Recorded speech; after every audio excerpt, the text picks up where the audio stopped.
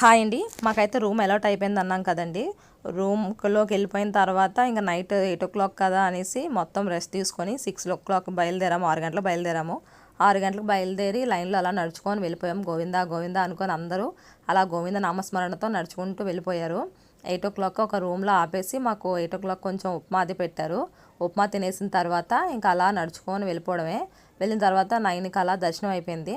దర్శనం అయిన వెంటనే ప్రసాదం కోసం లైన్లో నుంచున్నాం. కొంచెం దూరం వెళ్తే అక్కడ ప్రసాదాలు ఇస్తారు. ఒక లడ్డు 50 రూపీస్ అండి. లడ్డు టేస్ట్ అయితే కొంచెం బాగాలేదు అనకూడదు, ప్రసాదాన్ని బాగాలేదని, కానీ 50 రూపీస్ వర్త్ అనిపించలేదు.